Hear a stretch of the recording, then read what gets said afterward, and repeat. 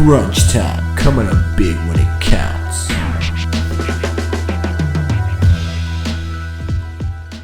What's going on, ladies and gentlemen? Welcome to Crunch Time, where we come up big when it counts. I'm Dom with Sauce, Luke, and Ant. How you going, boys? Good, Dom. How are you? Yeah, can't complain. Fellas, Very good. we're It's back. very It's good. happening. We're It's back for another a week. bit of a stress release for a few people in here tonight, especially the one Anthony collects. So just a stress release for him. He's going to give you his best content today. I'm That's here. all I'm ready. As long as you're present. Luke's ready. He's got the Okay. Ronaldo jersey on. I'm just making that up. I don't know who's on the back. It's probably no one, but it's Ronaldo. No, it's got to be Ronaldo. Who else is going to be on the back? It has to be. Who else is going to be on the back? Yeah, well, or Sergio Ramos. I don't mind him either. Yeah, Benzema. Benzema's always good. Benzema's not bad. Yeah. And Saucy, he's always flying. You know, he's probably been buying up some cards, which I think he will get into a bit when we talk about this PSA price change. But we are going to start with a question that, apologies to Splash Culture, we forgot to answer last week. But Kaboom soccer cards. Long-term investment play. Is it worth it? Is it not worth it? And low pop on superstars. Does that give a good indication on which way we should go with these cards? So whoever wants to start off, boys, feel free. Let me start off. Go. Since I know Splash very well. That's the homie. I think, and this just popped into my head just now as well, because of how lackluster the rookies are in this Prism release that comes out tomorrow. Well, by the time this comes out, it would have been yesterday. But because it's so lackluster, I think the Kabooms are going to be the top hit in that product, barring the Beckham autos and the numbered, really short numbered stars. I think the Kabooms are going to be the biggest hit. The Werner, the Firmino, and who was it? Pogba? No. Anyway, I think Werner, Pogba's already got one. Yeah, he had He's last got a year's. United one, yeah? Yeah. But those are going to be huge because just there's not enough juice in the rookies, and people are going to still open these boxes because that's the product of the soccer season, the first product really of soccer season apart from Immaculate. Everyone's going to be opening it. Everyone's going to be in breaks. Breaks are selling out. Like I've seen a few breakers pre-sell their spots. And yeah, I think Kabooms are going to be big. Are we talking about, just to clarify, are we talking about Kaboom in this EPL Prism product coming out, or are we talking about Kaboom in general? Okay, yeah. Fair enough. In general, if there's any players you think that are worth investing in, I know in Splash's post where he posed the question to us boys, he had Neymar, a Neymar on there and Mbappe. Yep. So the Neymar pop was at 49, I'm pretty sure. I'll just get it up. Something like that. Yeah, 18 pop for the Neymar. The last sold at that time was 700 USD. And the PSA pop for the Mbappe was 49, and the last sold was 1125 USD. That's a steal. What's that? A PSA 9? It just says PSA pop. It doesn't have. It must be total, I'm guessing. Yeah, probably the total. Maybe an 8 or something. In terms of supply, though, there'd be so little of them, especially in where did those two come from? Actually, just out of curiosity. So I think that Mbappe actually comes from they shipped them out as I think a rewards thing. Oh, okay. I don't know if it's 100%, but I'm pretty sure. And when I was looking into it early on, I went on Twitter and I actually was on Google. I searched up Mbappe Kaboom, and there was a Twitter post. Someone had got the green 1 of 1 and sold it in 2019. So that's sitting out somewhere. Mbappe Kaboom green 1 of 1, and I don't even know what that will go for crazy numbers, right? That could be worth something big one day. I love Kabooms, to be honest. Just the design of them so cool. It's got that comic aspect, which we've seen. We've seen how Marvel's really blown up. I think that could actually have an impact on that too. We saw a transition with the net Marvels when it came to net Marvels. Yeah, so. Even that early Kaboom for basketball is huge. Yeah, the Kobe ones. I think it's a Wade LeBron one, 2012 was it? A raw one sold on the 17th of Feb.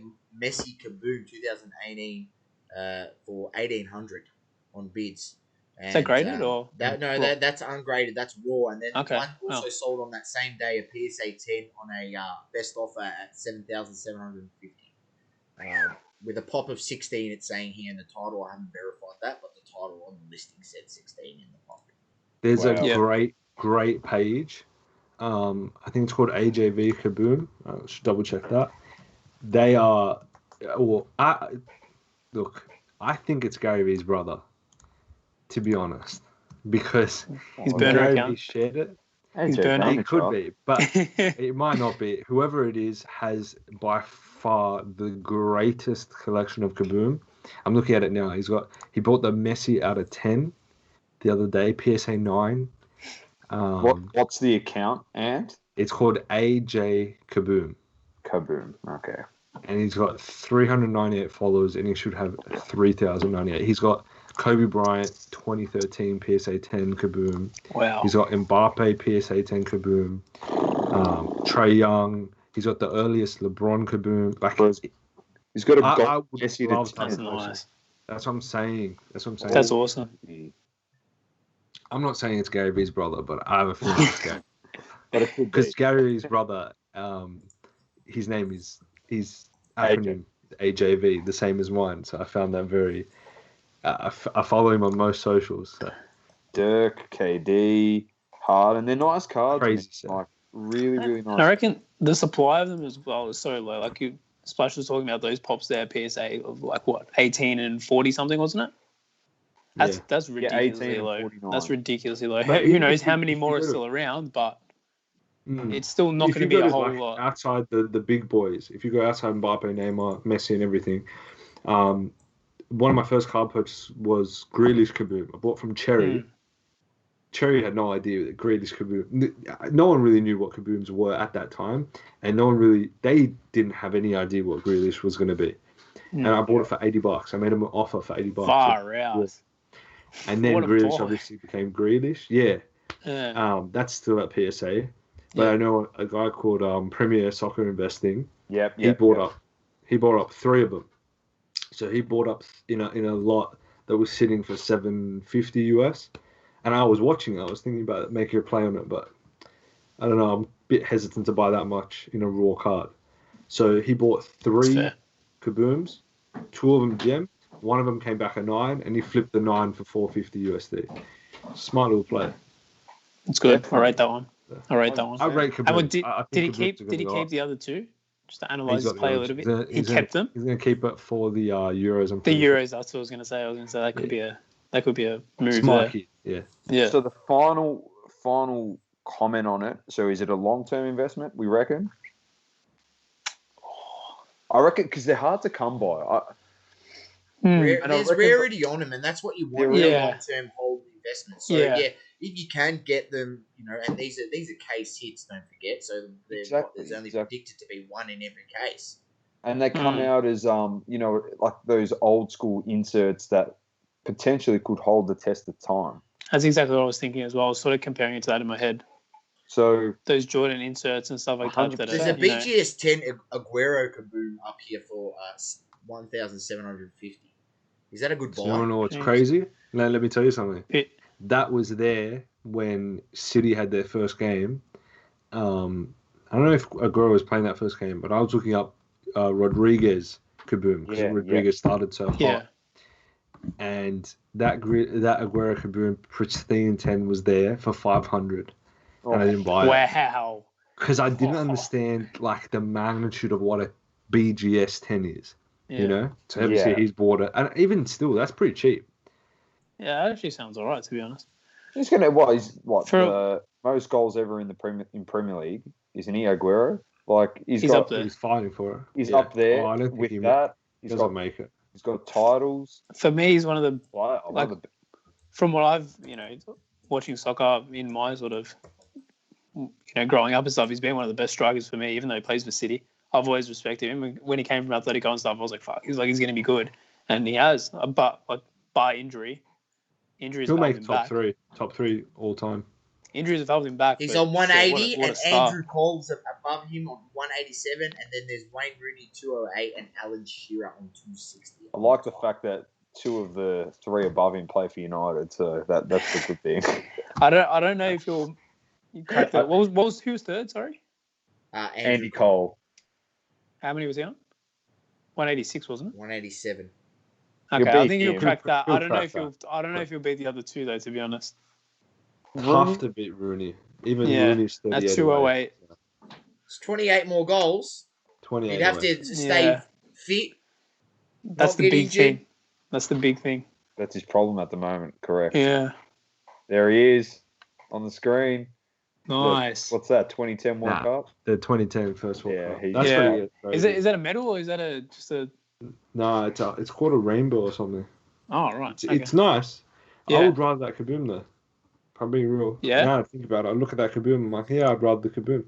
Yeah. So that goes to say something. I would rather have his Kaboom pristine 10. There you go. Even if that came back PSA 10, that's his first World Cup. So. So there you go. So the consensus is it is a long-term investment, and it's probably something you want to have in your PC if you are a soccer fan or a soccer collector. As Saul said, they are case hits, so the rarity of them is 1 per case. So there isn't going to be that many flooded on the market. Scarcity, as we know in the hobby, is massive, a massive play when it comes to collecting cards. So there you go, Splash. We've answered that one for you. And now we'll jump into a few new things, still on the Kaboom topic, because Panini Prism, the preview was released. It's coming out, sorry, but there was a preview. And it was good because Lukey's boy, Timo Werner, was in the Kaboom. Got excited today. That's what we want to see. In his Chelsea kit and all. It's looking very good. You boys must be extremely excited for this product. Yeah. Apart from, the rookie class is a little weak. Apart from that, there's some really nice cards, especially the Color Blast as well. They look really, really good again. The Kaboom is very nice. One thing I didn't like was the way the Hyper Prisms look this year. I didn't like it too much personally. I think it looked better on the last design of it. But it's probably something it'll grow on me over time. There you go. Anth, any thoughts on it? Or he's just muted. He's having technical difficulties. No, we'll go this. What I was going to say was, I think with this year, just because the rookie, I don't know if I'm as excited as say when, there's last year's was a little better, but even last year's wasn't that good, like with Pookie and stuff. So I think they have to have a bad crop of rookies just to make sure that they have next year be good as well. Like they can't. It's tough. Especially in soccer. We've been saying it from the start. It's tough to have rookies in soccer. It's tough to classify a player as a rookie in soccer.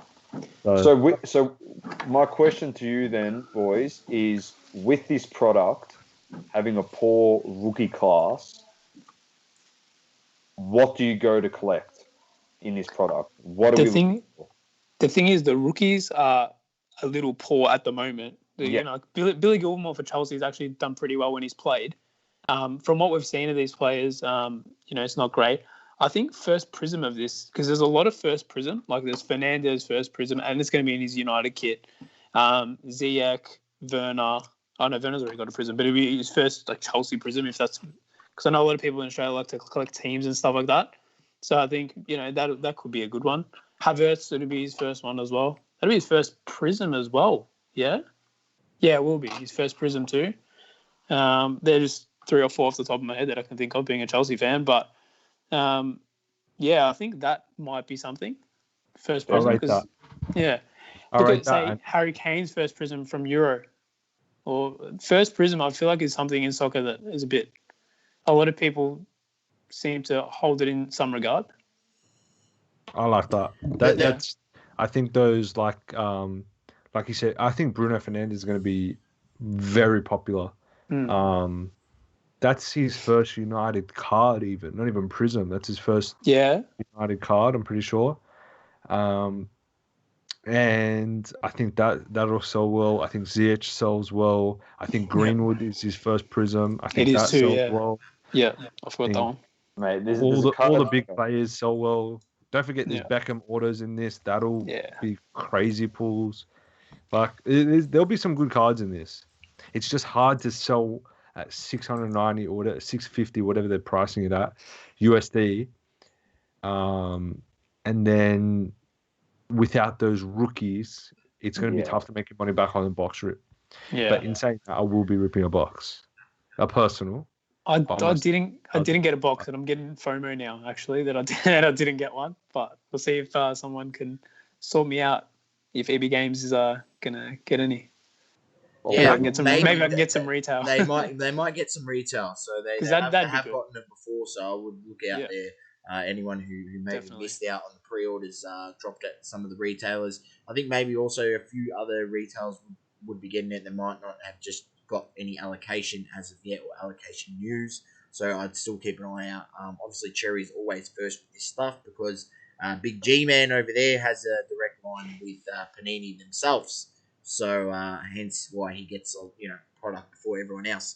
But as I was about to mention before, I was going to mention, but then Anthony literally just took the words right out of my mouth and spoke about the price of potentially, what they're starting the boxes at.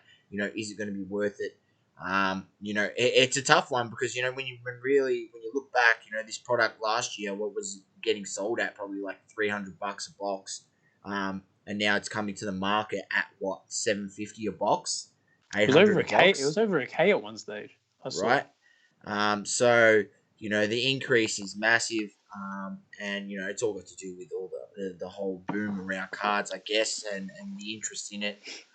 So I just be mindful out there, guys. Just be mindful. Just realize that if you do pay overs for a box, that potentially you could be ending your night in tears and not much joy. But also on the flip side, you've got the chance of hitting the kaboom and hitting the the autos and things like that. But is the does anyone know, will Bayako Saka get a RC Prism card in this because he didn't get one last year, or do they do shit like that, Panini, or what are they doing? Because we don't know. Remember we spoke about this, Luke, and I wouldn't be surprised if he actually does get one when his RC year was actually last year. I know in Core Kings he had an RC on. I know he had yes, he did, and that's his official card, and that's quite an expensive card. It's like $150 USD card. Yeah, I'm just trying to think through those pictures that came out today from it. Yeah, because I'm trying to think what came out today. I don't know if he was in it though from memory. I only looked at it quickly. I can't remember, but we'll see. We'll see. I think that could be that'd be huge if it is. Breaks of All Time do this thing where they find out what the rookies are. Nah, he's not in it.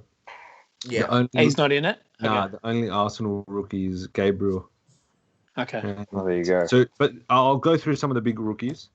You've got Watkins. That's a big one. Yeah, that's big. Especially with how well Villa's been doing. Yeah. You've got Billy Gilmore, like you said, Lukey. Yeah. Patrick Bamford, I rate heavy. Bamford. Yeah, my boy. Well. What else we got? Curtis Jones for Liverpool, the greatest team of all time. You got Nico Williams, also for Liverpool. You got Brandon Williams for United. The greatest team of all time. Timothy Fosa-Mensah. I think that's decent. Williams might be an alright one as well. I think the big rookie butt of the whole thing is Fabio Silva. I think that'll be a big chase one for Wolves. Yeah. I think people are pretty high on him. So. No. How old's Watkins? I actually don't know. Young? He's young. He's like 20. I don't know off the top of my head. Boys, I've nearly fallen off my chair here. I just looked up the latest price of that Pitch Kings Bayako Saka. At one point, I was seeing this card at $150 USD, and the last sold on bids at $405 USD raw. Oh, fucking hell. What? Not a word of a lie. So if anyone thinks that there's no money to be made in the soccer market, you're absolutely off your rockets, mate. Bloody hell. No, Watkins is 25. So it's 25. 25, okay. But that Saka, is that the Pitch Kids 3 or 4? Yeah. 3? Pitch Kings, it's an R4. That's a beautiful card as well. The blue background. Tough to grade as well. So I don't know. That's a bit of a pricey move.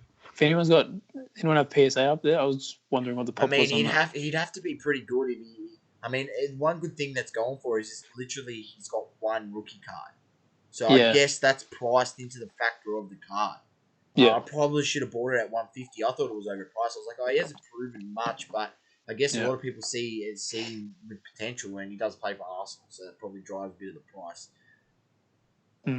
But is there a pop, Luke was asking, source on that card? Most definitely. Use roll on, and I will find the pop for you. All right, no, we'll jump straight into Mosaic. Just before we jump ahead, I wanted to point out the card of this whole set. I reckon there's three big ones that we forgot to mention, aside from what we mentioned. There's a Greenwood Color Blast, which I didn't know. There's a Grealish Color Blast, which will be massive. That's good too. And then you got there's some really good color blasts in here. De Bruyne, Aguero, Fernandes, Kane, Son again. No Fernandes, but you've got Salah, Mane. The color blast is stacked. Aubameyang, Traore, Lacazette. Wow, that's huge. Pulisic, Mount, Calvert-Lewin, Richarlison. Everyone here is like a baller. So what you're saying is the inserts are going to be the big hits. Yeah. I'll agree with that. And to your last note, Luke, 11 total graded on that Mosaic Soccer rookie card, total, Kings, 2 10s, 6 9s, and 3 8s on the PSA. Okay. There you go. All right, boys. Moving on to Mosaic Soccer was announced also today. You two must be very excited about this. You want to go first, Ann? Yeah, I think that this is. I originally thought that they'd do Prism for La Liga and Serie A, but this is just as good, if not better, because it prestiges the EPL, but they're using their established brands. Like Mosaic was great last year for NBA. And it's football been great. too. And football. And huge NFL for football. Crazy good. Yeah. It came out early. It came at a good time. Yeah. I think this is amazing. I absolutely love the idea, especially for doing it for both leagues separately, because you're going to have collectors go at both. Now, it'll be interesting what they price each at, because if they're doing $650 for EPL, I expect that Mosaic will probably be around the 400 mark, 450, 400, just to separate the levels. If they go $650 across the board, I'll still buy it. I'll still consider opening because it's the first Mosaic product. There are so many ways to opportunities in La Liga and Serie A. I'll let Lukey go into a bit more, especially on Serie A, but the prospecting that you can do in those leagues are far superior, in my opinion, than EPL. Because you're going to get, a lot of players come from Atletico. So you're going to have rookies from there that eventually want to get bought by these Premier League teams. And there'll be a lot of more opportunities, I think. I love Mosaic. I think Mosaic's a great, great brand. It's smart play by them. Yeah, just backing up what Anth said, I love Mosaic as well. I think it was really good last year. Even the ones when it was with Prism, in basketball, 2018, the Trae Young one's sick. It's actually something I'm looking for at the moment. Trae Young, the 2018 Prism Mosaic. It looks sick. Last year the design was awesome. I wonder if they're going to use the same design as what they used. I'm not sure on that. I guess we're going to have to wait and see. I really hope they do. Insert-wise, I wonder if they're going to use, how they have, NBA debut, MVP. I wonder how that's going to work, how that's going to play out. The variants are sick. And definitely the color match that I was saying off camera, Genesis, hopefully makes an appearance in that, which I'm pretty sure it will. One player I'm going to be looking for, a bit of a PC, is Osimhen for Napoli. It'd be his rookie as well, so you should get the RC logo. I think he's got only a sticker from memory, a little sticker. I think that's it.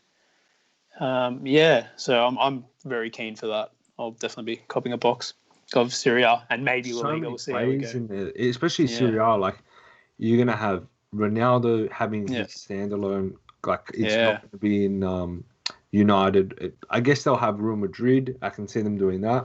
I can see them using legends because it opens up all this cachet that they can use. They can use Beckham in Real Madrid. They can use Ronaldinho in AC Milan. They can use, Ibrahimovic in AC Milan now. They can do a flashback. Like, there's so many potential ways they can use this. They got a lot of content. I'm buzzing for it. Nebula, Ronaldo, and Messi. Oh. Stop it. Like first Nebula ever. Yeah, like it could get crazy with those. Yeah, I'm more excited for both of those than tomorrow's Prism. So even just like the color match variants as well. Like Osimhen, like I was saying again, just a blue mosaic. I think was numbered to 99 in basketball, blue mosaic, because I've got a Hunter one.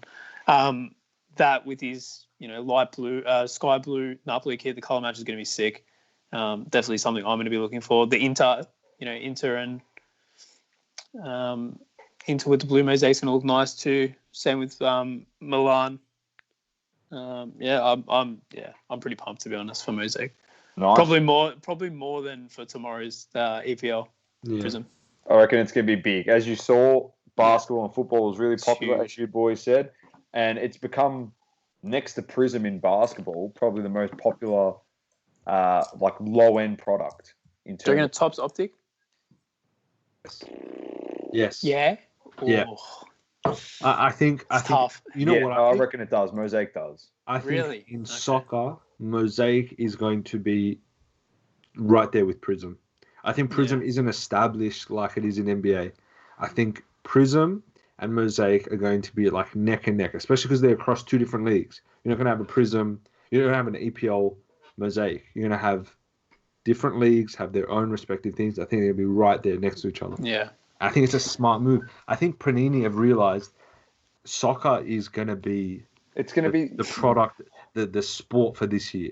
They know the next 2 years, they must know because they have to pumping out. They're going to do Chronicles. They're going to do Mosaic La Liga, Mosaic Serie A. They're going to do a Mosaic for Euro. Even Euro Select last year, they completely trashed it. They said, all right, screw it. Let's do it again in a Mosaic format. They're going to have Immaculate. They're going to have, I'm assuming, National Treasures. Flawless. I'm assuming Flawless. There was one more as well. I'm just thinking now. And there was Keep talking. I'll think. Chronicles, I said. But, you're talking about, there was one more. 7, go on. Maybe 9 releases in a calendar year. Last year, what? 4, 5 max? It was about that, yeah. They know. I guarantee they're sitting there, they're realizing we just need to tap into an Asian market and a European market, and it's game over. It's over. We're running away with a bag. It's smart boys there. Smart boys. Yeah, definitely. I'm not going to disagree with that I'm so deep. I'm excited. It's going to be good. I'm excited. I'm excited that they're getting other leagues on board. They should be targeting. They should be targeting the top 5 leagues. It should be the obviously Premier League, Spanish League, Serie A, then the French League and the German League, and they should be getting. I don't know if there's someone that has a contract with the German League. I'm not sure. Tops. But Tops has it. All right, that's fine. Yeah. That's all right. They don't need that league then. So as long as there's one company covering each league, I think this is good for cards. This is good. Then you get all the rookies. You can get that sort of rookie thing. I mean, they needed to define like we've spoken about before, Anthony, the rookie issue that some of these companies are facing. I disagree with what they do. But if we can get some clarity around that, then that's going to go a long way in keeping I think the what market Panini strong. did today, what Panini did with this checklist is a step forward. They said we're not giving. They could have easily given Greenwood and Saka a rookie logo. Easily. What do they care? Yeah. But they said no. Well, we don't. I'm pretty sure no. From all the photos I've seen of Greenwood, there's no rookie logo. But who knows? Tomorrow might be a rookie logo with people opening. But they said no rookie logo. That was last season's product. Now we're moving forward, and this is how we're going to do it. One season, every release in that season is your rookie. I'm assuming this is the way it's going to be now from going now. So, maybe they seen our podcast, and speaking about the spamming of the RC logo. So we'll see what happens, but it's very exciting times ahead for soccer. So we definitely will be looking looking forward to it. When it comes around on the calendar. Now, next up, we have PSA and BGS raise their grading prices throughout the week. I'm going to throw this one to Saucy to start off with. The fans want to hear you lose it a little bit, mate. You know, we don't like when you're nice. Yeah. I'm calm, Doma, because I've been saying this for how long that the price rise went from $8.50 to $12 to $14, and I was like, oh, you know, I said, I don't know in what world a company raises their prices on their service literally 55% in 6 months, and it's considered normal. You know, and I said, you know, imagine your the local cafe you used to go to raised your prices 55% in 3 months. Would you just keep eating there, even though you got to pay an extra 55% on what you usually paid for the exact same thing? And most people will probably just move on to a different place or venue to get a feed, which is what I would do as well. But it seems to be with grading, because the ROIs are so high on these PSA cards. People keep flooding them with submissions. Words come out, we've got 10 million cards in backlog, supposedly, and it's just gotten worse. It was, you know, it started with 2 million. That was the first word that we got, 2 million. And the then rumor it went 4 was million, 5. then went 8 million, and then it went 10 million now. So, do they think that the price rises are really going to help? I mean, I hope so, but I'm not holding my breath. I genuinely don't think they will help regardless. The price rises, I'm not going to get angry over it, because I called it previously that they were raising the prices significantly, and I was like, why are they going to stop then when their backlog's gone from 2 million to 4 million to 5 million to 10 million? Why are they going to stop raising their prices? Because they raise and you keep sending shit there. So, like, they've got no reason to not raise their prices. Now, essentially, they're trying to just make the same amount of money for doing half the amount of work. So, it's not going to help. It's not going to help any of the turnaround times, ladies and gents. So, just wipe that off your radar. It's not going to help. It's literally, for anyone who's not aware, $20 is their base. 20 USD is their base sub, their bulk sub. And it says on their site, minimum 8 to 12 months, minimum. So it could be up to, 18 months. Who knows? Could be up to 3.5 years. Fuck, that's how bad they are. But it's nothing that I didn't know was coming. I just, I don't think people are surprised at this, because they've, been raising their prices consistently over the last 12 months. Anyone else has a word to say on it? I just, I'm gonna be the devil's advocate. Yeah. I want to be the Yes. I'm gonna rile you up, but I'm gonna take a deep breath before that. All right. He's scared of what Sauce might do. Two things. Nah, it's gonna slap him through through the screen. I understand, like, from a business perspective, these people are sending in boatloads of cards. If it's up to 10 million, and I can see how if they want to expand, they just got acquired. It's a new business. I think it was inevitable that the price was going to go up. And from the way I think it's worded, they're going to use that money to scale, expand, train new staff. They're using it for training fees, staff fees, or stuff like that. So I can see why they don't have to, but it's going to help them expand. I can also see the negative side of it. I can see how if you were someone that would buy up, if I wanted to do the Marvel thing where I wanted to buy all these $1 cards, and then all of a sudden I have to ship them to PSA and pay $20 a card and get them back in 18 months, one, I'm most likely going to miss the window where they get hot, which I did. Like some of my Marvel stuff is at PSA, so I kind of missed the hot period. So you're going to miss that. It's going to be a lot tougher to do, because you're going to have all that money outstanding for 18 months, 12 months. And so people are going to be, they're going to have to be a little bit more cautious with what they send in. People are now going to it favors individuals who have the expensive cards raw and are willing and able to spend whatever it is for that 5 day. I think the 5 day went up to 150 USD. So they're going to take cards that are, they were going to pay 65 USD for a week ago, and now they're going to take and spend 150 USD or whatever it was a week ago. They're willing to pay that because they know that, the card is going to appreciate in value in time. But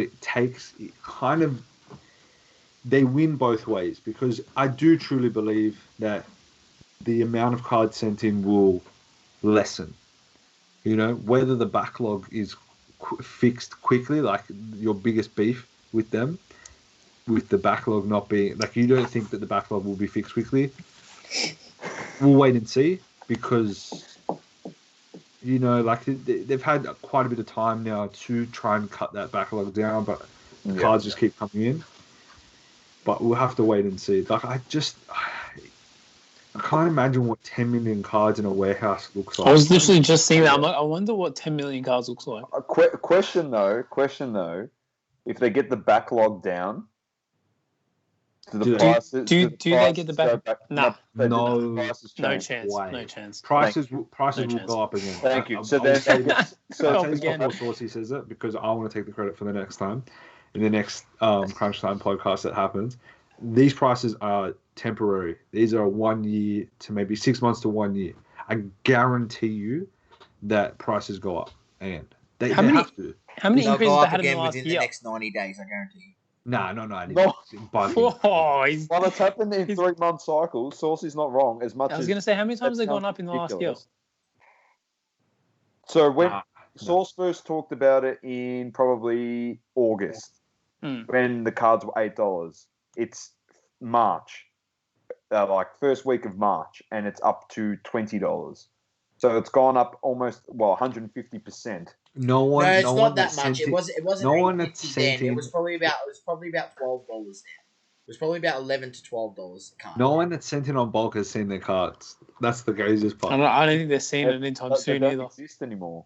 Yeah, your cards are now NFTs. That's how you're going to get it back. It's going to be so tough to clear up that thing. And look, it goes both ways. Like, they're trying to be. They know now that they are the number one. It's clear as day in terms of value that your card gets on the aftermarket, on eBay and stuff like that. PSA 10s are by far number one, right? I know that. I know. Look at Saucy. I know. But it's true. On average, I won't take on like a HGA versus whatever, a new HGA versus a new PSA, whatever. On average, PSA 10s fetch the highest dollar. That's why people submit. That's why they can do shit like this. Come on, Sauce, you got to submit at least one card to PSA, bro. Nah, they raised their prices. I'll submit in your name. Just ship it straight to you. I still think that this opens the door to HGA. Yep. And did you see what HGA put on their Facebook? That was such a gangster move. I would do that. That's a great. That's what I tried to do with EB Games versus the rest. Like, try and pitch against the main company. You got to do that, and I love that approach. No, we're not upping our prices. We want to scale in time. Now, HGA will eventually up their price. I guarantee you. It's just inevitable. But for them to do that, and then for them to dig their feet in the sand and say, "Look, this is how we're doing it right now. We're keeping it this price. Let's go. Let's see where this goes." I love that, and I think it's a unique opportunity for Beckett as well. Beckett, I feel like have lost all their credibility with the fake slabs, and they've lost a lot of the market share. They used to be the top dog. Apparently, I wasn't around for that. They used to be the top dog. So I think that it's a unique opportunity for Beckett to be like, let's lower our prices. Let's try and beat PSA. Well, they increased their prices as well to $38 USD a card, brother. On what? For a bulk? For their lowest sub. Oh, well, that's... So it's just defunct right there, brother. That's destroyed you. It's No, just the that's stupid on HGA their part. Like takeover you're coming, beefing with boys. PSA. That's stupid on Beckett's part. Like, what are you doing? Oh, But at least they put What do you subgrades. reckon the market share is? If you had to give percentages on cards submitted, PSA's in the 70%. I guarantee it. 70 plus. 80. Yeah. Have to be. No one's. I guess 70, probably not 80. 70. Do you understand how we've gotten to this position of how it's that perception that PSA is like the best, and it's only got to do with the ROI you get back on your cards, and the ROI has increased. The differential has increased between the two companies significantly. Especially over the last 12 months, for reasons that only have to do with more and more people joining the hobby, existing larger people in the hobby, promoting only PSA cards essentially. Yeah. Now every new person that joins only wants to buy the PSA because they see that influencer or famous person who's buying only PSA. Yeah. And it's not like the actual card what you're buying behind the slab is any better in a PSA slab than what is better in a BGS. With how many videos do you need to see of people cracking BGS and sending you PSA, or people cracking PSA and sending to BGS? Like vice versa, I don't give a shit. The whole integrity within the thing is all flawed until AI grading is the only way, right? So the fact that the discrepancy is like this, it's only like this because of the marketing aspect that PSA has built around their brand. Right? It's got nothing to do with actually. Yeah, I mean, I've commended it. No, I've commended it. Business model. We commended that, man. We've 100%. Exactly. I've said that, but good marketing is good business, and they know what they're doing. 100%. Look at the Logan Paul thing. Oh, 100%. Like Logan Paul now has 3 PSA 10s. Shout out to Will Creasy, first of all. He got the Charizard Australian. 100%. I forgot his name on IG, but I know him from the Facebook group. His Charizard came PSA 10, and he got the stamp. But things like that by PSA is what graded within 24 hours, didn't it? So did he grade it on the spot? Did he get graded on the spot or something? 24 hours has a custom Logan Paul logo. That's just smart marketing on their part. Whether that delegitimizes the value of a card, separate story. No. We're at differences of opinions here. See, I think it's such a gimmick. It's such a gimmick to pump their brand like that they would automatically slap a 10 on it, even if it wasn't a 10. Because the fact that it was pulled by Logan Paul, it's all about the marketing. It's all about pushing the brand. And this is where the integrity of these companies and grading is falling behind in what the actual service that you're paying for, which is to pay for a quality of service of grading the card in a quality that we deem is a 10 quality.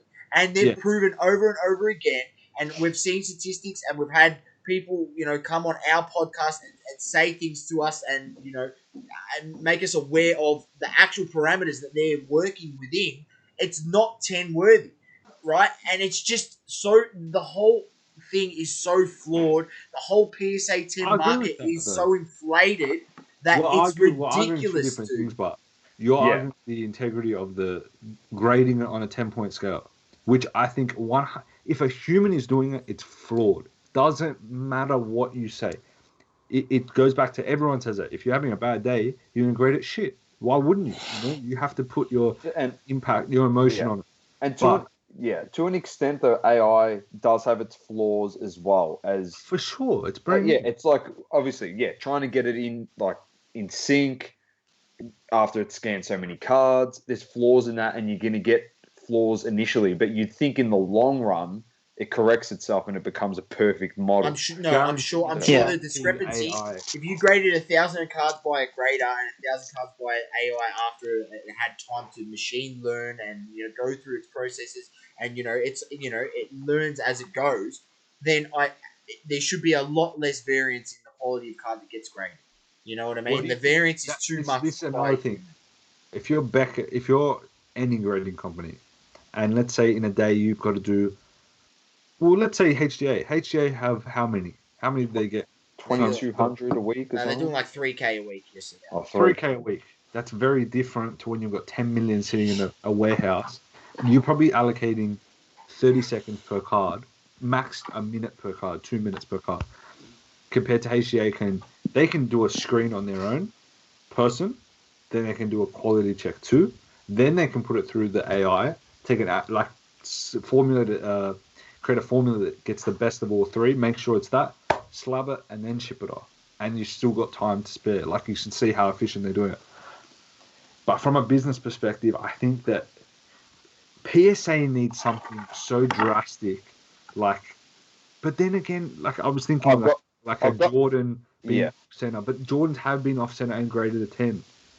You know that Jordan that sold it. No, they're well and far ahead at this point, and it ain't going to change. And I'm fighting a losing battle, and the only way it changes is if there's someone who's more influential than me that points out this absolutely ridiculous, transparent, discrepancy in what's going on. But if you're a fucking collector, this is your opportunity. Go buy the cheap BGS stuff because it's just as good in quality. So, I got it. Ever in our sorry. No, go. But do you think that ever in the next 12 months, either HGA, BGS, or another one can even compete with PSA? No. You never know. I had a look at some. I'm not saying HGA, but just based off what these cards are selling for, it's pretty interesting. $530 for a base Zion Prism 9.5 HGA, and a BGS 9.5 is $450. So it's selling for a bit more, and there's only one on the market. I understand, so we need to see when there's more on the market. But if you have a look at a PSA 10, they're trading for about $650 right now. So only $100 less than a PSA 10, but it's not actually a 10. So if it did get a 10, it could potentially be the same value. So I mean, it'll be interesting to see as more and more come on the market. But there's people out there that just don't want to. They just don't want to acknowledge SGC, and it's just like. But they're the only ones that are having not SGC, HGA. Sorry. HGA. Right. Don't worry about SGC. SGC. SGC. Don't worry about SGC. HGA. Because, but they're the only one having a crack at the AI grade. So I think people need to just be mindful. What if PSA come out with AI? It will devalue all their slabs that were graded by a human. No, it won't. Stop. It won't. Do you reckon? No, it won't. We've spoken to people in the hobby, and they said no. What's their reason why? What's the reason why? You've already seen that. No, correct. See, what Luke just said then is 100%. I was being sarcastic, but okay, yeah. No, but to that point, what Luke just said, by precedent, Luke said the old slab to the new slab, the old slab devalued. By precedent, every single slab card, BGS, PSA, if they go to AI, should be devalued to some extent. Yeah. But it won't happen. Do you think that would change if they did start doing AI? Do you think they're going to change the label and it's going to be different, or do you think it'll be the same? Have to. You're going to be different? Yeah. They have to. They have to declare that this one's done AI. But the issue is, what happens if someone that wants to debunk? This is how good PSA could be. This AI technology, to debunk anything, people will be like, I'm going to re-slab my PSA 9 or my PSA 8. And what's to say with the AI grading, PSA just go, well, we're just going to slap it in the same slab again because we don't want our credibility to get hurt. Could do that. It could come back. It could come back as a 10, and a 10 could come back as an 8. But they're not going to change that. That's bad. That's bad for business. Yeah. This is the thing. The other thing I mentioned to Source, I want to put it to you too. We spoke about, and Anthony comes to your point about those low end cards. There isn't going to get as many submitted now because the price rise. But my whole thing is, you go buy a $15 raw card. A PSA 9, is worth $40, for example. So you have to go get it graded. It brings your card price to $35. If it comes back as a 9, you only make $5 profit. Yeah? What's to say? And this comes back to, in passing, I'll make the reference in passing, what we've seen with the Egg and other cards. No, seriously. And I've said this before. The people that have the power in the hobby are us. Mm. We have the power with everything, with which grading company we want to use. We actually have the power on the secondary market in setting the prices for boxes. We have the power for what cards should be going for. We have the power to get a card from 60 cents and get it up to $300 if we want to. You know what I'm saying?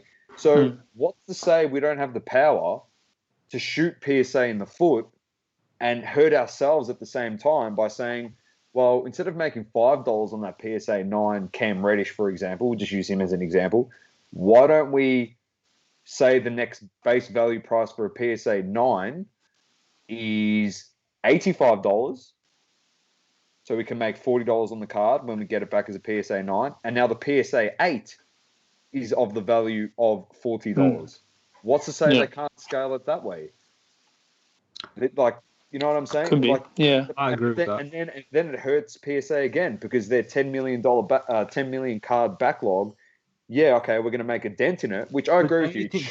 Yeah, but if guys are buying lots of cards for $1, $2, and they still send it in at $20 a pop, and it comes back and it's worth $85, people are still going to do that because it's 3-4 extra money.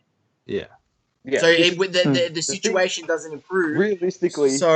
Realistically, this could happen. The double-edged sword, really, for PSA has been the fact that they're the leader with prices on the market, and they marketed so well that no matter what you do with your prices, people are going to still send you cards. Yeah. But you have to think the money, all this money. Yeah, 100%. Yeah, which should help expand it. It would be idiotic to like just use that for marketing. Oh, yeah. I agree with you. No, but they don't market anymore. One thing I'll say on that point, I thought the same thing when their share prices rose from freaking $20 to $75, $80, $90, having all this extra money that's coming different in. to like when 50 minutes. How much they get bought for? Something crazy, wasn't 900 and something million, almost $1 billion. When that money comes in, that's like some serious. That now we can build. There'll be significant changes, and I don't think I believe in some of the people there as well. Yeah, 100%. There's always there's good people in everything, and I'm not saying PSA. Even Source isn't saying PSA is the devil. Like all he's saying. No, I know what he's saying. I agree with most. Everything Source is saying is right. Yeah, you've got to fix your business plan accordingly. Yeah. You can't just say, "Oh, we're just going to raise prices," but nothing changed from the initial thing. Now that I know the acquisitions come into play, all right, we've raised it again, the prices. Okay, that's fine because it's under new management now, new acquisition. But with the new acquisition, if nothing happens and they raise the price again, they're literally, come on. They're taking I would have also liked for them to word it nicer. I didn't like how there was a photo going around and it's like, this is what it could be. And everyone's like, oh my God, this is the price, this is the price. And that got shared everywhere. Yeah. And then the prices came out. There was no, like, I'd like to have faces associated with the brand. And they come out and they say, look, you understand that there is a backlog. We are promising, or we're going to promise to cut this down. You know, I want that. You know what I mean?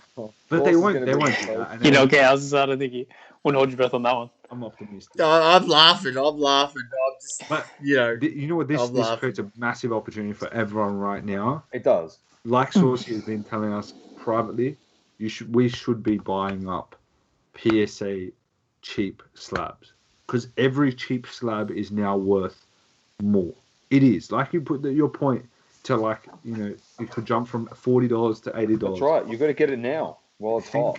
And BGS slabs, cheap BGS slabs that are like $50, $100, it's going to be more. It's going to be much more. The bottom line gets raised now. That's exactly right. Yeah. So literally, that's it. We'll see how it goes. But yeah, they've made their changes. Obviously, try and get in where you can. Obviously, factor in when you do research, factor in the raw price of the card, factor in the sub price to get your card graded, but then look at what the grades go for. All right, so that's the main thing. That's the advice we're going to give everyone. So just combine those things together, especially if you're going through BGS. All right, just slap on that 38 USD price tag on the end of that raw card that you bought, and just hope that the graded slab really can make you some money if you want that. If not, if you want it for your PC, well, then so be it. So, but we'll see what happens there. All right, well, now we're going to go into a bit of uncharted territory. We haven't really moved into this circle. There's been a lot of buzz just in the hobby. I'm going to clarify it here right now.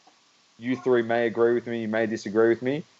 It's been chatter in the hobby, but what we're going to talk about is not actually part of the hobby, in my opinion. It's its own entity, it's its own market. We just wanted to bring it up. A lot of people have asked the four of us about this, so we thought we'd just come together, bit of a forum here, and just discuss it. So NFTs are what we're talking about. If you don't know what an NFT is, it's a non-fungible token. It is Top Shot, Logan Paul, NFT drops. There's so many of them. There's, what's the cat one called? I don't know what it's called, but it's just crazy.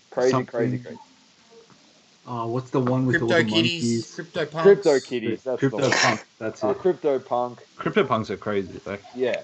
they're kind of cool. If anyone's interested, first to start off with, about the magnitude of this stuff and the daily sales volume that is going on some of these NFT items, please check out the website cryptoslam.io,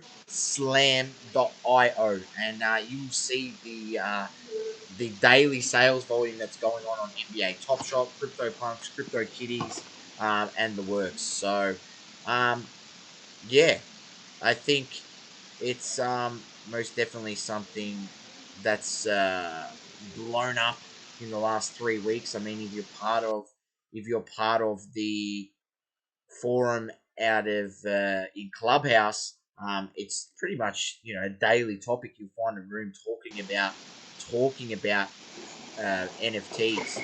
So really interesting, and I think it's on the precipice of there's going to be a lot of failed projects, but there's going to be some projects that do work out of this in the end of the day, and that's where you're going to want to have your money invested, I guess.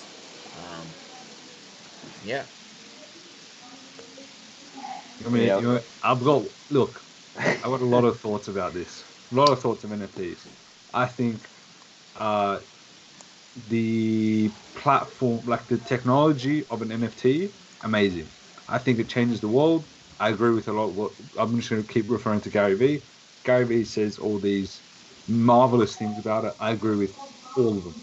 I think 99% of the NFTs that are out there right now suck, like straight up. I think that the Logan Paul NFT of him opening the packs of cards, I see no value in it. Someone else can, and that's the beauty of it. You can see a value in it wherever you see a value in it.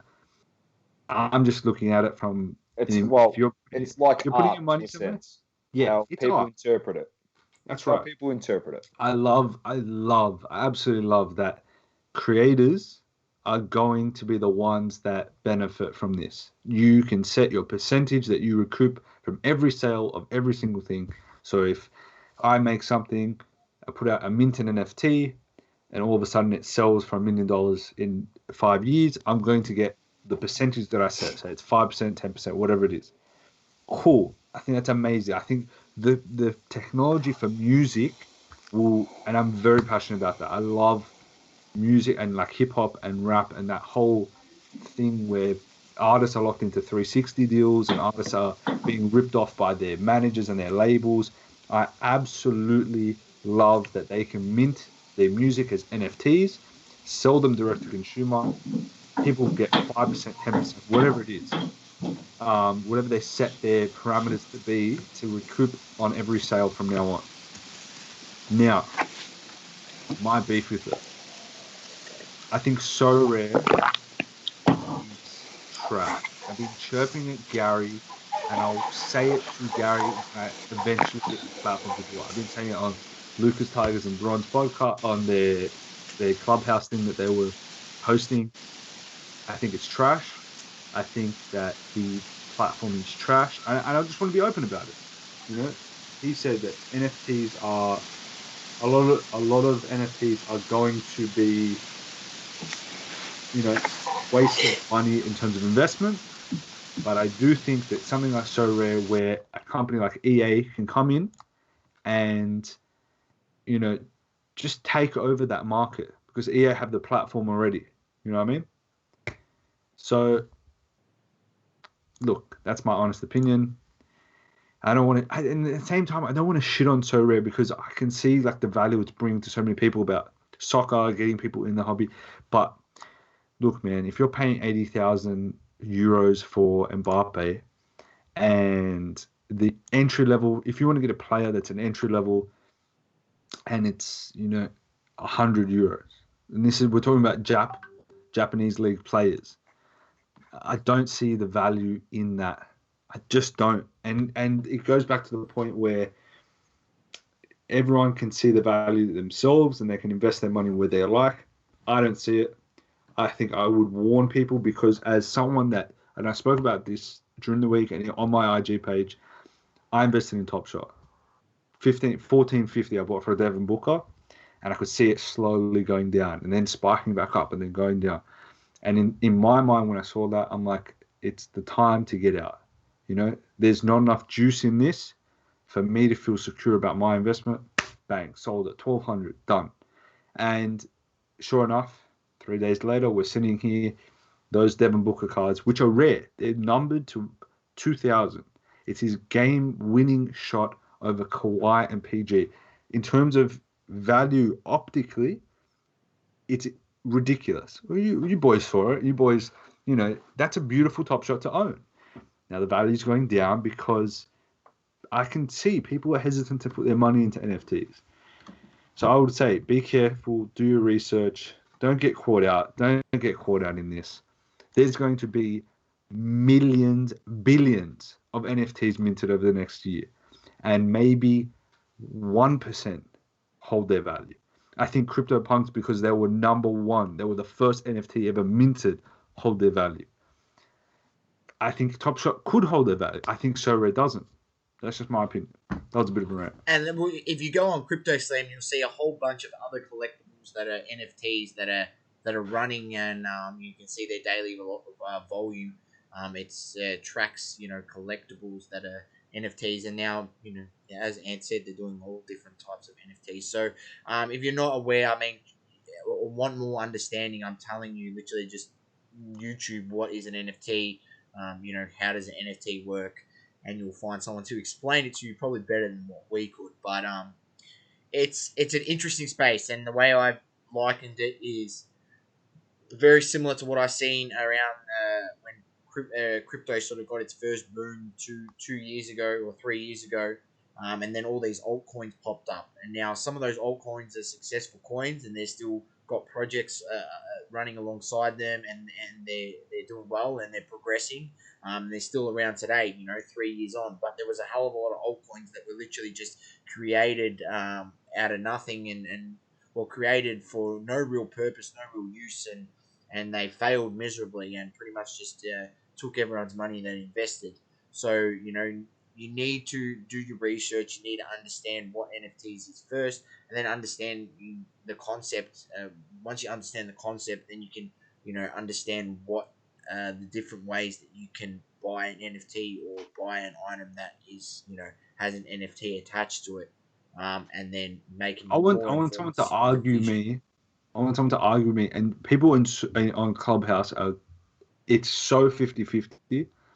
Like, people are getting into heated arguments, but I want someone to DM me and explain to me, the value without mentioning the word money.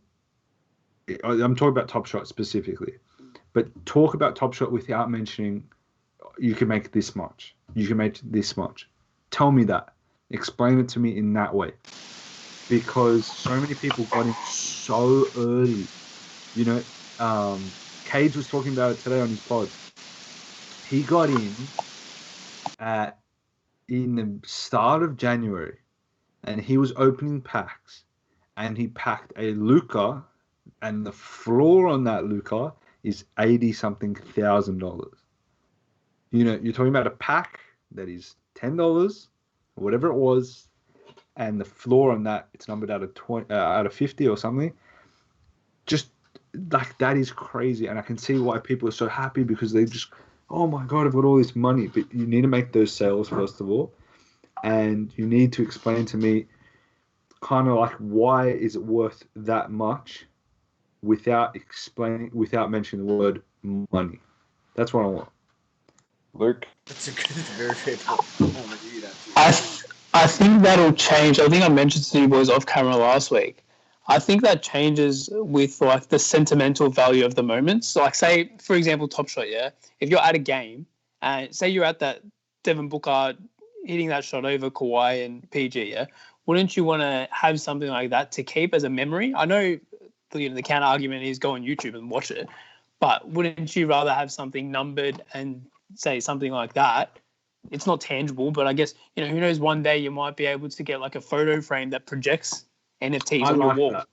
See, yeah. I like that, but we're a bit far from that. But I'm that's just saying, what I'm saying. Who knows, what I'm trying to say is that I can understand, and if the moment is 100 USD, I can understand. But if you're talking about moments that, like they minted, this is another part that my head isn't really, I don't understand it 100%. That Devin Booker moment was minted out of 2,600, whatever. But there's another version of it where it's called, I think, Cool Cats, or it was a different, variation of it. Exact same moment, but just branded a little bit different, and it's out of 1,000 or out of 500, whatever it is. Exact same moment. So at what point what if they just mint the same moment again out of 10,000? I don't see why they can't do that as well. I'm with you. Honestly, I'm yet to hear that argument as well. It's just money. Every time it comes back to an NFT, it's money. Because it's crypto, so it's money. That's it. That's all I keep hearing. Money, money. No one said to me the value of this is because of this. But we're talking about Top Shot. Yeah, I know, I understand. But Luke, you made a good point. We have a frame and you can project it on there, yeah. And I think that happens as well. Yeah, no, I agree. I completely agree. And call me naive, yeah. And we just said, oh yeah, but why can't I go on YouTube and do it? What's the difference? And I understand. I'm pretty sure it was Gary V said it's like having a Mona Lisa. Yeah, there's always someone that's going to have a replica. But I get that. Yeah. I get that. But why can't I go on YouTube and create the playlist of all my favorite moments and then have that projected on there? No, it's a little different. I understand because of the ownership aspect. Yeah, that's what I was about to say. The value of ownership. But technically, if it's going down this path, YouTube and all these things should lose the rights to showing these clips on their platforms. And is that something that happens one day?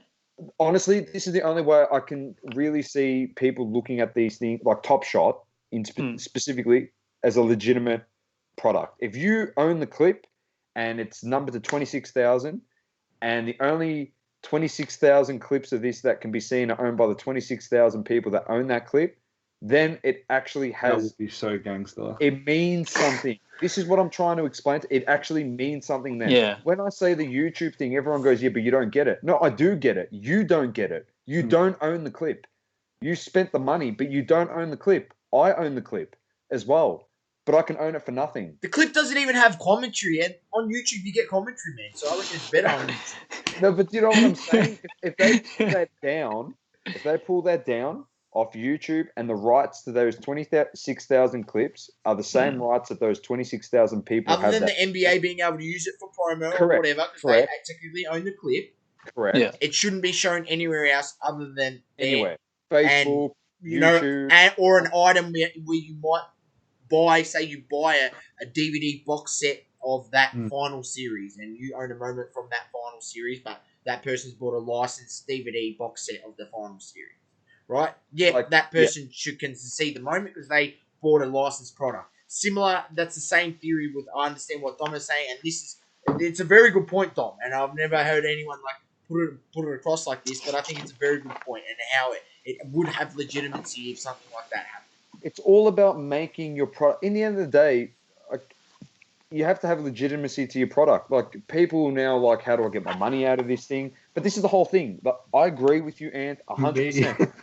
I want my money back. No, but literally, bro, that's the thing. It's like I want Top Shot because it's the money, and it's like now I can't get my money out. It's like because I thought, I understand. There's gonna be a lot of money coming in this, and I could be wrong. It could go to 2,000, but at the end of the day, I really don't like it. Like I don't enjoy it. In the end of the day, I'm not a fan of the Logan Paul NFT. Yeah, I'm not a fan of it. But in the end of the day, if I had the frame that Luke was saying on my wall, at least I know I'm the only person that can, or how many were released. I'm one of those 100 people that have access to that NFT. No one else in the world will have it. I can't go on YouTube. I think this ties in with the crypto world. Yeah, I understand, but I can't go on YouTube or any other media platform. Yeah. Pull up that NFT and put it on my screen. This is what I'm saying with the NBA. It's just so. Yeah, it's a very hard one, and I know they're trying to dabble in other areas. They've mentioned, well, maybe they haven't mentioned it. Maybe we were privy to it because we're on Clubhouse. But you know what? I'm going to mention it. I don't care. UFC has been another one. It's the same thing. I understand. With UFC though, Dana White is very, very strict on that stuff. But still, that stuff still filters down to different media outlets. But I just think legitimizing it and you being one of those things, like, honestly, I've got stuff in my, like, display cabinets and stuff. If I look underneath, or I have a card, and everyone's ragging on cards, and I can't stress this enough, they're two separate things, but everyone says, why would you want to invest in a card when I can have a clip? At least I know with the card, I know with the card it's a tangible object, and when it says one of one, it's the only one in the world. I can't go off YouTube or Google Images, print off the piece of paper and go, yeah, I've got one too. Or when the card says one of 199, they can't just go mint another thing and say now it's of 49, like what they do on Top Shot. This is my thing. It's like, I'm all for it. I understand. The technology is amazing. I want to end this on a positive note. I want to make sure, because someone was explaining, and I wish I remembered who it was in the clubhouse. They go, aside from all that, and this was someone that was pro cards, anti Top Shot. So many people are pro Top Shot, which it's don't get too riled up about it. I'm sitting on the fence, bro. Yeah, I'm invested. I don't care. But the NFT value, you know, when they do contracts for houses, when they do contracts for, you know, actual tangible ownership of a property, right? And then they mint it to an NFT, that's where it becomes very useful, because then it's a proven track record of what things sold for, you know, house deeds, stuff like that. And it's very smart. So I can see the value is going to be crazy for NFTs. Yeah, and I'll put a positive spin on it too. Like, this is the future. As we know with everything, technology is the be-all and end-all of progression, whether it's society, in hobbies, in collecting. Like, technology is everything. You think about it, science, this and that, just looking outside the hobby scope in general, and then looking into your hobby too. Like, technology is such a major part of everyone's lives, and I just think NFTs, there is a place for it. There's a place for everything and for everyone, and NFTs have a place. I reckon those other NFTs, they've got it down pat. Yeah, you own a CryptoPunk, you own the CryptoPunk. You know what I mean? I'm just saying in Top Shot in general, I'm just saying the way to really legitimize it and stop people saying, I can go record it, I can do this, I can do that, blah, blah, blah, blah, is doing, as I mentioned before. Like, it just legitimizes it a bit more and makes it more credible. I'm not saying it's shit. I'm not ragging on it. I'm just saying, and I agree with you, before you do go into it and go into buying it, research NFTs. Damn research. Exactly right. Yeah. Yes. Yeah, research before you buy. As simple as that. All right. Very nice. We can get into the final segment. I think we'll just fly through it. We renamed it last week. We had no name for it, so we just said best card or best set. What's your pick? So we've changed it to fire or flame. So a fire card or a fire set that is good to collect, or we're going to flame a card or flame a set that we recommend just to hold off and maybe don't purchase a card at the moment. So, boys, have we got anyone? Yeah, don't buy into Top Shot. That's not a card. It's a different hobby. No, Jake. Doesn't count.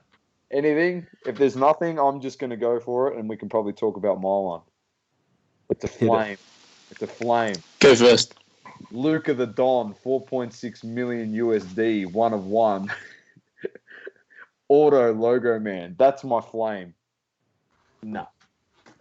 Not happy with that. I understand, and I've spoken about this about Lamont Dave over there. If you haven't listened to Double Coverage, Lamont of the Week was Vegas Dave. He's now Lamont Dave. He came out and said there's no room to grow on this card. I disagree with him on that. All the person has to do that owns his card is go and slab it, and he's already going to triple or quadruple the value of the card. So there's room to grow. But I did say, if you want to keep it raw, this person, the moment Luka doesn't make playoffs, he potentially could lose $400,000 to $500,000 off the value of this card in an instant. Because based on the market, the way it goes with players and accomplishments, I just think Source brought up a good point. He said 2003 exquisite LeBron. It's numbered to 23. I understand it's numbered to 23. But Source was saying the last sold was $11,500. No, it's $27,500. $27,500, and through Card Ladder's index on scaling index over time, it would the equivalent for each of those cards would be 2.5 million USD. Now there's 23 of them. For the price of Luka, I understand it's a 1-on-1. I completely get that. You could buy 2 LeBrons for the same price. This is a guy that's accomplished stuff. He's still playing. You can buy a GOAT, literally. As simple as that. Or we're going to bank on Luka. Potentially, at the moment, trajectory, the way he's going with his career, with no help, he's James Harden. A great scorer. Not the greatest defender. Luka's not a great defender. So we can't argue that. I'm not here to have an argument with anyone saying that he can play defense. I got some thoughts on the sale. But I just think that much for that card, wow. Like, that's the highest sold basketball card ever. Full stop. And it's second to the most expensive card sold ever, which is that Mickey Mantle, which was a PSA 9. I understand it's not a 1-on-1, but that's what I'm trying to explain. If we have to grade this and it becomes a PSA 9, it's potentially an $8 to $9 million card. People are saying that Mickey Mantle at a PSA 10 is worth about 20 million, 15 to 20 million. So just imagine what the Luka's worth if it gets a 10 and it's a 1-on-1. So I don't know. I'd love to hear your thoughts, boys, but that's the card I'm flaming. Just for the value of it. I'm not saying it's a shit card. I reckon it's a great card. It's a beautiful card, but just the price that was paid. Yeah, I'm not paying 4 point. What was 4.6? Yeah. Yeah, not 4.6. I understand it's raw. You can grade it and make, like you were saying, double? A gazillion dollars. Yeah. But yeah, I don't know. Not at 4 point. I'd definitely be going the 2 LeBrons on that. Fair enough. Would you go 5 Jordan rookies, PSA 10? No. 2 LeBrons. No. Jordan 2 rookies, as we've seen, they're going down, but they're going to start coming out of the woodwork. People think that there's not going to be many out there anymore. Completely disagree. You're looking at it with you're being naive if you think there's no more Jordans out there. We've spoken to people in Clubhouse that have said not boxes of Fleer, but they know friends. He had a friend that had boxes of Fleer in his basement. Like it's nothing. Yeah, but he didn't realize the price hike in these cards, and he was explaining to his mate that, that card's worth, like its high point at a PSA 10 was $750,000. He's like, holy shit. And he had, I think it was like 15 boxes, and he went and ripped them all.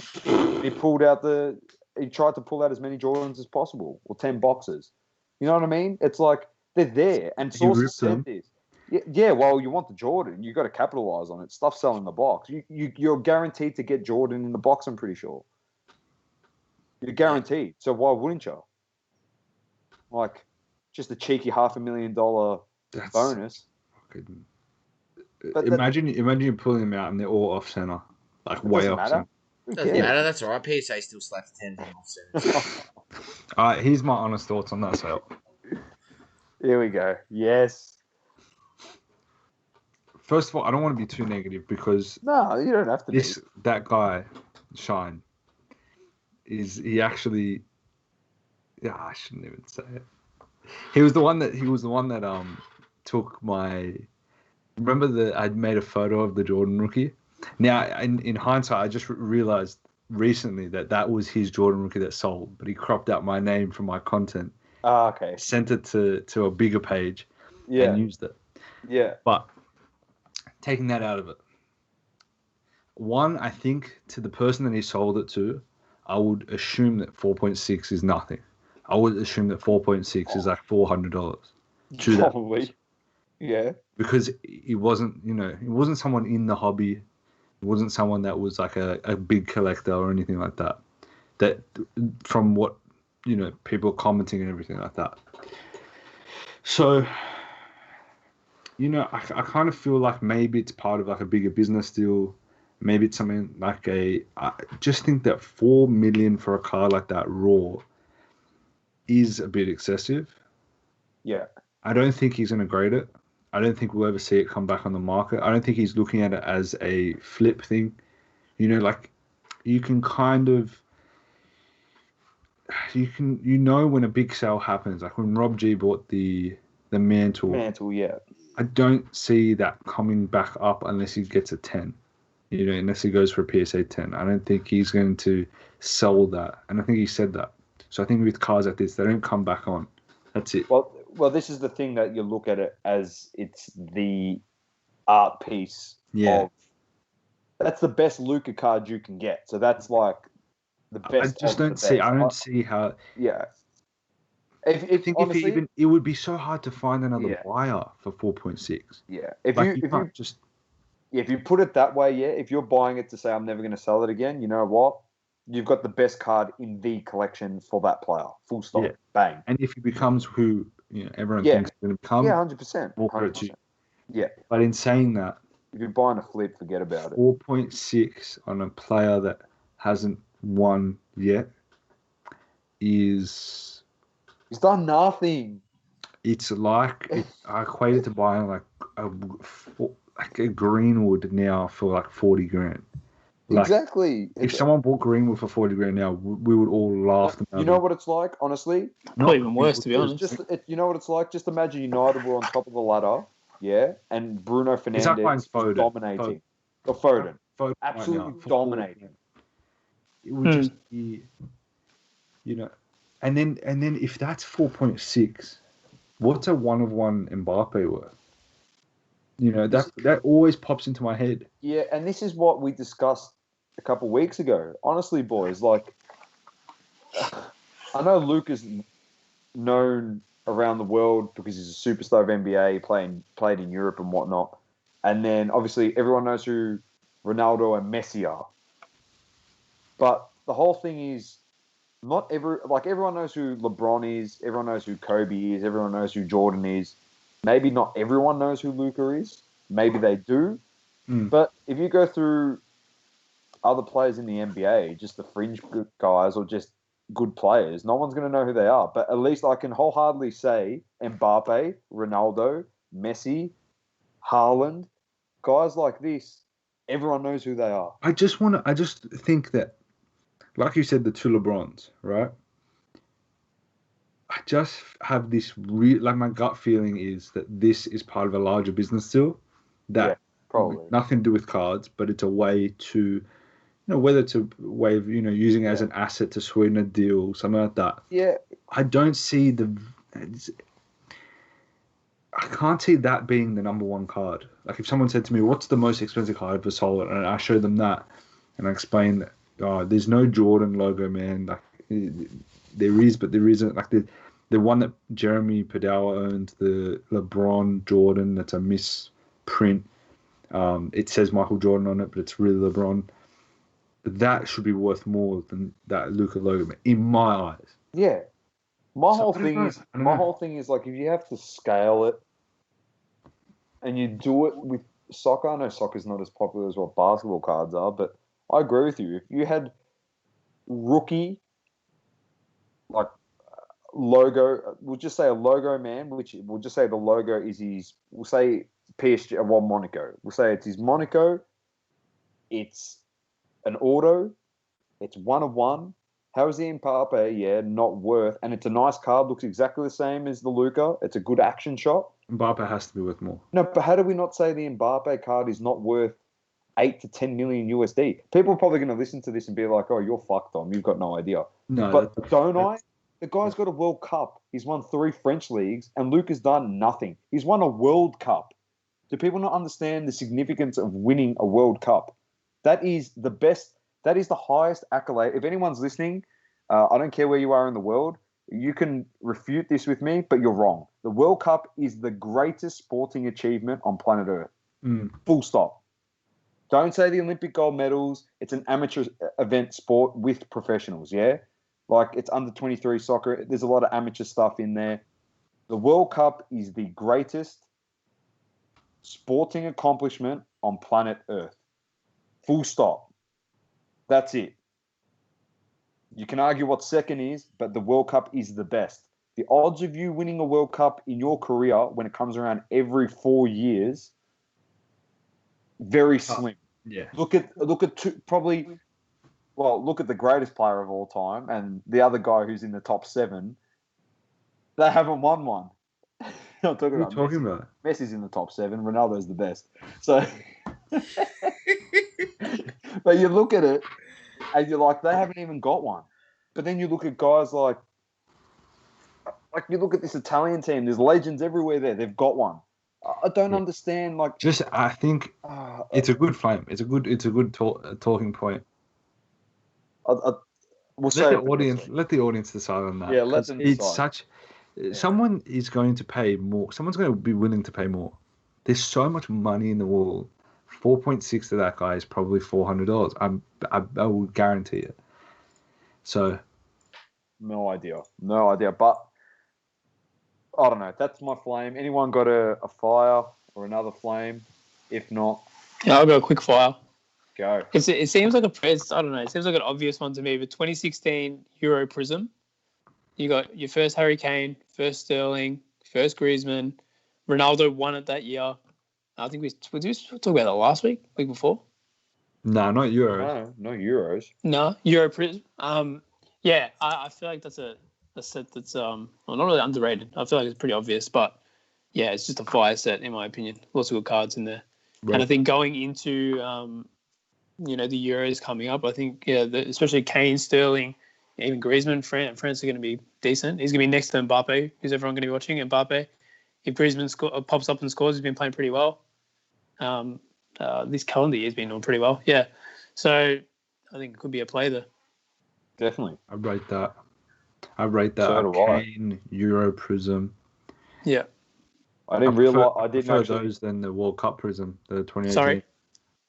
I prefer that more than the World Cup. Yeah, I like it better too. I didn't even realize. I just jerried now when you said that. But Ronaldo won the Euro that year. Yeah, well. they won. I didn't even realize it. I mean, this year. What was that? Sorry. He's going to win this year as well. He's going to win. Yeah. He is, and he's going to win the World Cup as well. Relax. Yeah. Ant, I'm telling you now, if he ever wins the World Cup, you won't be able to stand me ever again. Yeah, you'd hate me. That's it. I'm just gonna walk around, just Ronaldo everything. You're gonna say this guy broke this record, I'll be like, yeah, but he ain't no Ronaldo. That's all I'm gonna say. That's a fact. Anyone else got something? No, that's it, Doma. That's it. I used up all my energy, good fires and flames throughout the show. Yeah. I'll have to say something for the end next time. You used to do one segment. I'll have to save it for the end of the show next time. All right, that's it.